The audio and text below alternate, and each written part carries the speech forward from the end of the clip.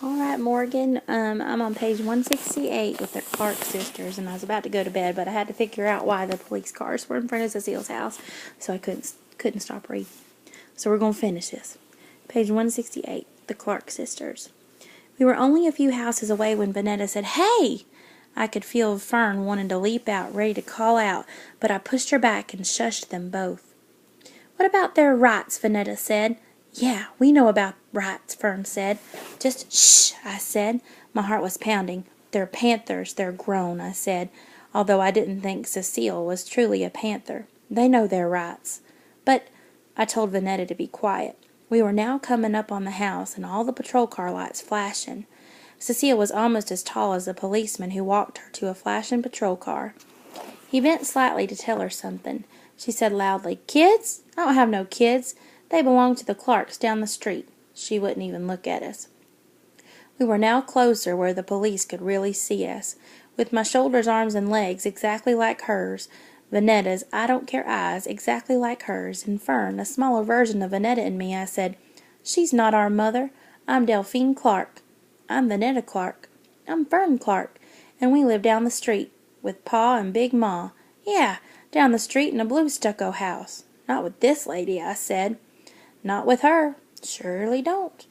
They had already pushed Cecile down into the back seat of the car. I said to my sisters without looking at Cecile, "Come on." We walked past our mother. We walked with our bag of fried rice and chicken wings as far as we could without looking back. My heart still pounded and the smell of the fried food making me sick. Why had the police arrested Cecile? She wrote Send Us Back to Africa poems and movable type poems. She didn't write Off the Pig poems and Kill Whitey poems. That is, if writing poems was a crime. It was just as Sister Makumbu and Crazy Kelvin were trying to teach us. In Oakland, they arrested you for being something. Saying something. If you were a freedom fighter, sooner or later you would be arrested. Fern asked, "Why'd she say she didn't have no kids?"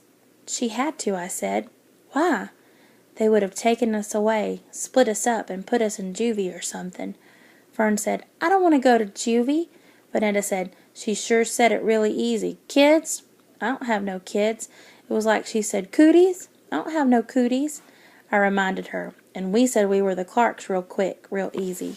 "I was following you," Vanetta said. "Me too," Fern said. "Well, we had to say that. Did you want them to send us to juvenile hall, or call Pa and Big Ma to worry them to death? We'd have to wait in juvie hall until Pa or Big Ma came from New York to get us. You wouldn't like juvie hall. It's just like jail." By the time we turned around and started back, the police cars had driven off with Cecile and the two Black Panthers. I let us in. I couldn't tell from the living room what had happened between Cecile, the police, and the two Black Panthers. The door had not been kicked in like it had been at Hirohito's house. Cecile didn't have much in her house to begin with. Then I pushed open the door to the kitchen. Out of habit, Vanetta and Fern stayed in the living room until they heard me gasp. They followed quickly behind me and timidly peered in. Black and red ink was smeared across the floor. Torn and scuffed up white paper wings covered the floor. Drawers had been ripped out of the cabinets. Large and tiny blocks of metal letters had flown everywhere.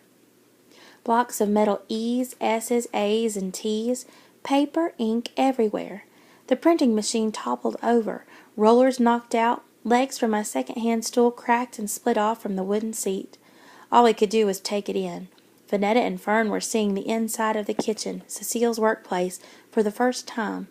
I was imagining what had happened, how Cecile didn't want them in her house, in her workplace, where she only allowed me and only at a distance, that the police might have touched her papers and picked up her letters with clumsy cop hands.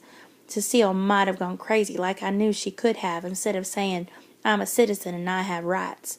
She and the Black Panthers might have demanded to see the policeman's search warrant. She might have reached out to protect her poems. The broken stool told me more than I wanted to know. I found 3 forks, 2 on the floor and 1 in the sink.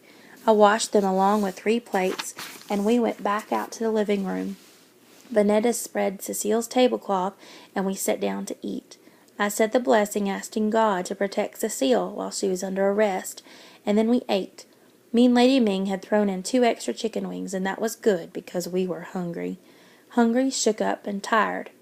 "We have to clean up Cecile's kitchen before she comes home." Why? Vanetta asked. We didn't mess it up. We surely didn't, Fern said.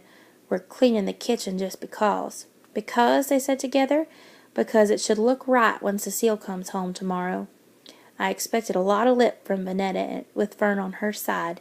I expected us to go back and forth, them saying, "Oh, no, we're not," while I said, "Oh, yes, we are." Instead, Vanetta asked, "What if she doesn't come home tomorrow? What if they keep her locked up like Brother Woods?" "Yeah," Fern said, "they could keep her and never let her go." They were right. The police could keep Cecile for days, even longer. My sisters waited for an answer, but for the first time I had no straw to spin. I could only clear away the food, plates, and forks.